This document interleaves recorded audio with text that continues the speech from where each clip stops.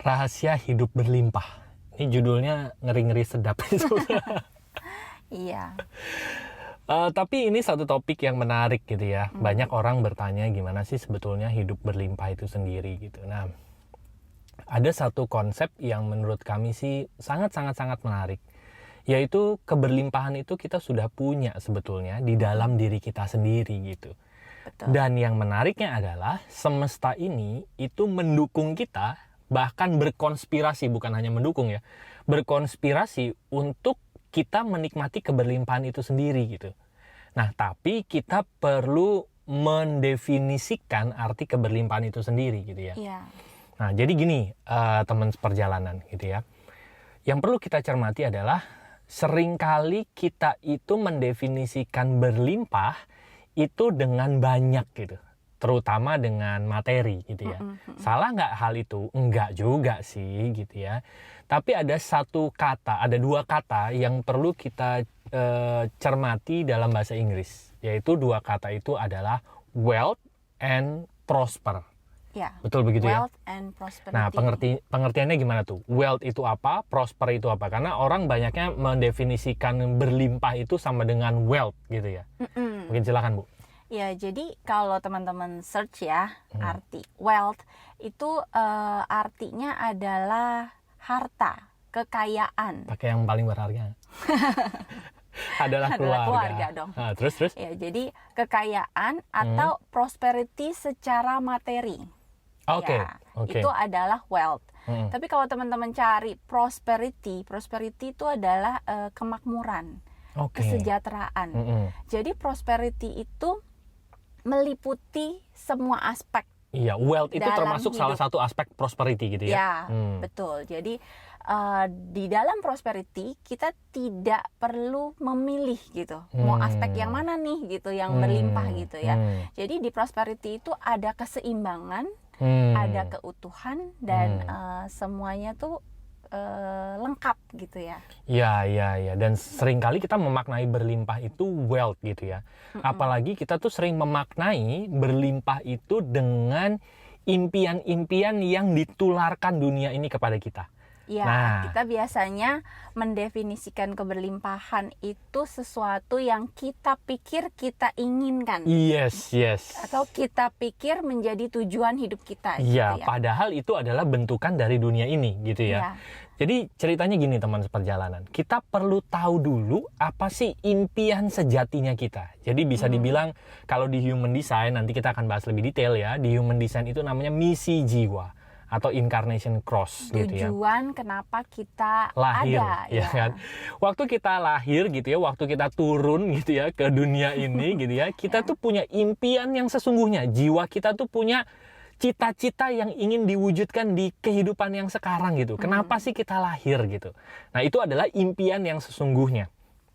Nah, tapi pada saat kita mulai berjalan, kita itu mulai ditulari impian-impian dunia ini, gitu ya. Ya, karena biasanya kita juga lupa gitu ya. Iya, begitu kita lahir dan mungkin karena faktor lingkungan juga gitu ya.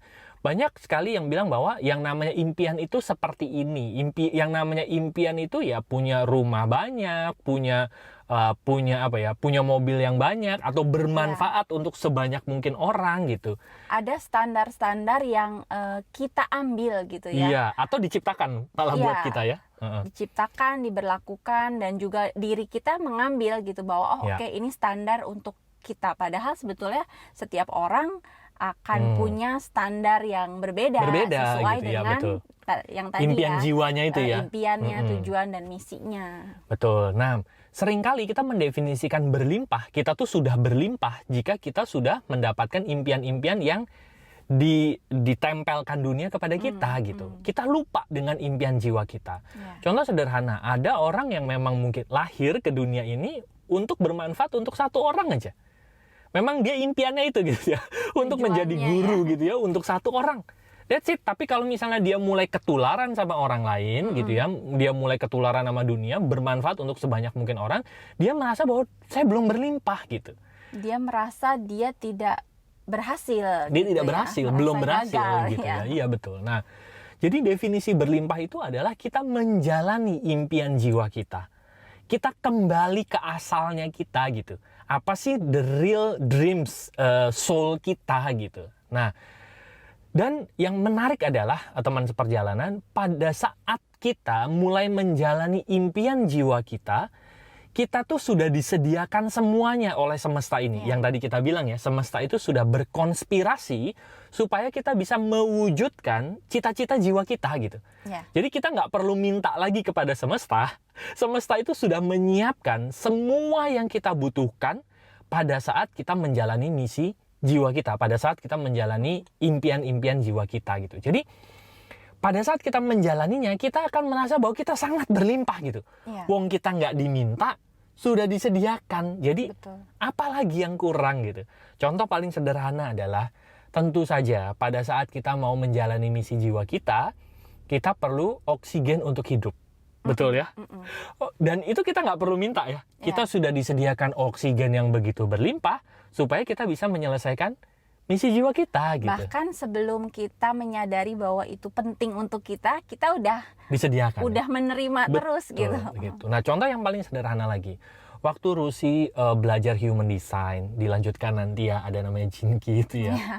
Dan itu betul-betul teman-teman nggak tahu dari mana tiba-tiba ada undangan hadir, dan Rusi akhirnya belajar di satu Zoom, dan akhirnya dia ketemu banyak literatur yang kayaknya dia nggak berdoa tapi itu udah disediakan jalannya gitu ya. Kok gampang gitu ya. Bahkan ada satu tagline itu, pada saat kita mulai berusaha itu sebetulnya kita udah nggak flowing ya, memaksa gitu. ya. Ya, jadi rahasia hidup berlimpah itu apa sih sebetulnya? Pada saat kita menjalani misi jiwa kita, pada saat kita kembali ke asal lagi, kita ingat impian jiwa kita pasti akan merasa bahwa keberlimpahan itu menyertai kita, dan bukan menyertai kita, keberlimpahan itu adalah kita sendiri.